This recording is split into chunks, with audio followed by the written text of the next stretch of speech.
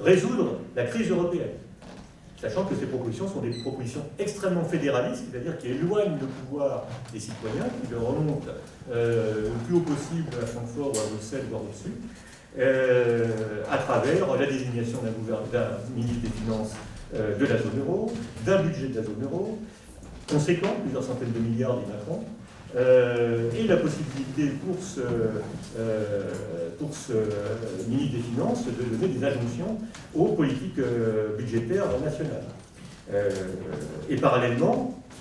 on nous dit que, mais si on fait tout ça, on aura aussi peut-être, les Allemands accepteront peut-être une certaine forme de mutualisation du financement du budget européen. Alors pas pour le passé, on ne va quand même pas sortir les Grecs de la situation où nous les avons mis, enfin nous, les gouvernements de l'Eurogroupe, mais pour le futur, on pourrait imaginer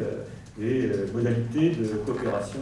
Et pour le passé, on va titriser la dette des États, comme c'est pas déjà sous forme de titre, de manière à favoriser encore la spéculation sur la dette existante. Je ne développe pas du tout les différents points que je mentionne ici, mais le but, c'est d'essayer de combiner cette logique-là. Et donc, à travers la bienveillance des marchés financiers et une forme de coopération avec le gouvernement allemand, on prétend mettre en place une transformation profonde de la politique et de l'économie du pays. Alors, la transformation profonde de l'économie du pays, elle repose sur deux choses. C'est faire baisser le coût du travail, pour pouvoir sécuriser la rémunération du capital, les profits financiers, et faire baisser les dépenses pour les services publics, et ces dépenses qui contribuent à développer les capacités humaines. Donc, pour ce qui concerne la baisse du coût du travail, tout le monde a eu accès aux informations sur les projets d'Emmanuel Macron, donc en particulier les ordonnances qui vont faire l'objet d'une loi d'habilitation prochainement, et qui ont été l'objet aussi de décryptage en milieu syndical qui permettent très facilement d'aller voir exactement quels sont les enjeux. Donc, les enjeux pour moi, il y en a essentiellement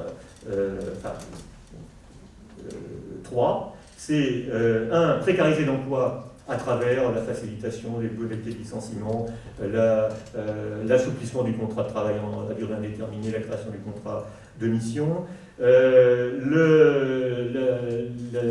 pérennisation des sanctions pour licenciement abusif, tout ça ayant pour but officiellement de faciliter les suppressions d'emplois, puisque dans la logique néolibérale, pour créer des emplois, il faut commencer par les supprimer. Ensuite, pour contribuer, donc ceci, la flexibilisation du contrat de travail et la précarisation de la situation du salarié vis-à-vis de l'employeur, c'est une façon d'obtenir un rapport de force qui permet de faire baisser le coût du travail. De la même façon, toutes les mesures, disons, antisyndicales, l'atteinte à la hiérarchie des normes, la création du référendum d'entreprise à l'initiative de l'employeur, et la refonte des institutions des représentatives du personnel qui sont prévues également dans les ordonnances, ça sert aussi à réduire le pouvoir des travailleurs dans les différents domaines, parce que par exemple, il y a eu, je renvoie à l'entretien que l'économie publique et politique qui paraît ce mois-ci, donc en courant du mois, va publier entre Frédéric et deux économistes et un juriste, où on met en évidence, non, deux juristes et un économiste, pardon, où on met en évidence précisément, par exemple, qu'une des cibles, ce sont les prérogatives économiques des comités d'entreprise, un des rares moyens que les salariés ont de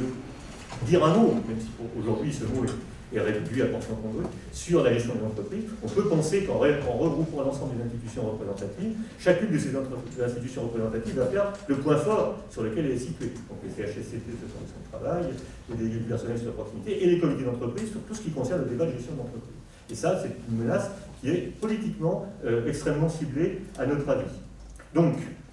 deuxième élément d'affaiblissement du pouvoir des travailleurs, et puis donc potentiellement de baisse du coût du travail, et puis la baisse du coût du travail, ça passe aussi par l'attaque contre la sécurité sociale à travers la fiscalisation de son financement, la suppression des cotisations sociales des salariés pour la maladie et le chômage, la réduction des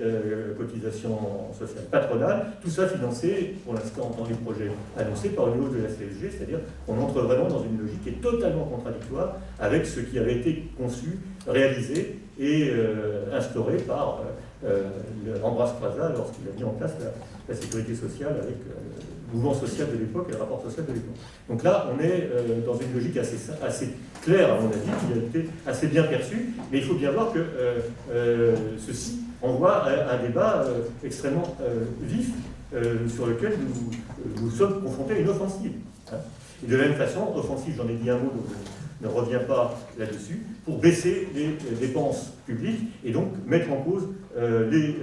services publics avec toutes les mesures concevables pour créer le choc psychologique, j'en ai dit un mot tout à l'heure, et permettre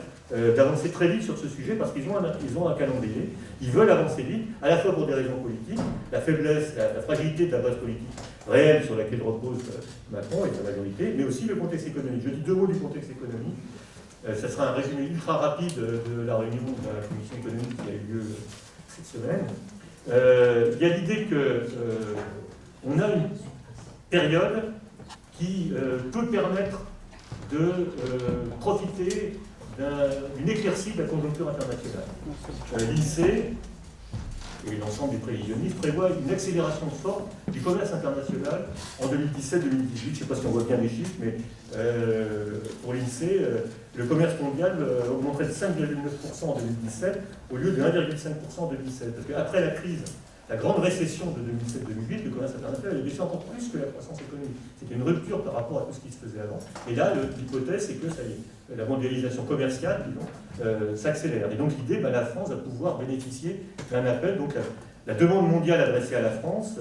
augmenterait de 5,3% en 2017, après les prévisions de l'INSEE. Alors le résultat, ce serait une prévision de croissance économique de 1,6% en 2017, qui ne paraît pas historiquement, c'est particulièrement médiocre, mais par rapport aux années précédentes, c'est une amélioration. Et donc cette accélération de la croissance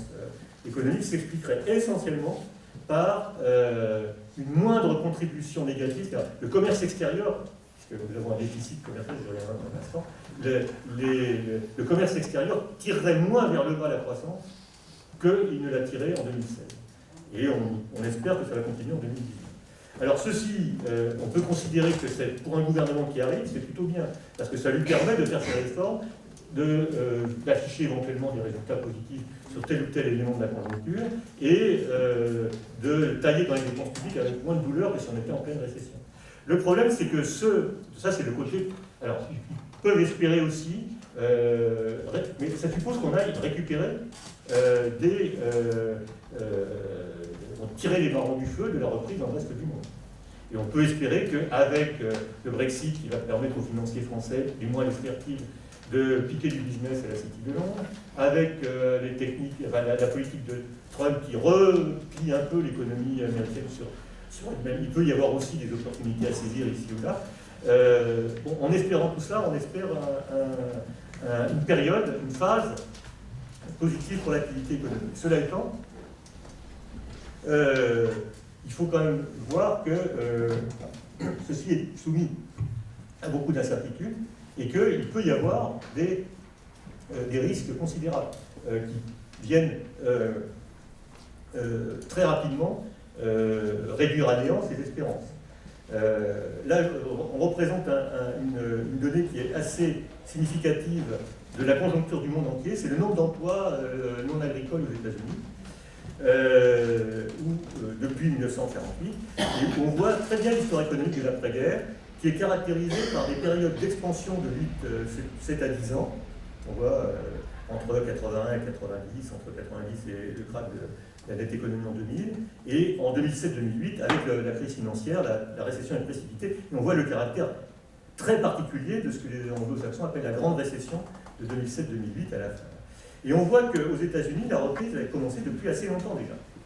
depuis pratiquement 2009-2010. Et donc on est déjà dans un cycle qui dure depuis 8 ou 9 ans. Donc on peut penser qu'il peut y avoir une tendance au retournement du cycle américain.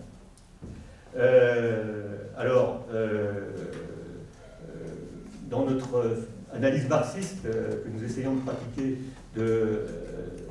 l'état de l'économie, de ce qui gouverne les cycles économiques,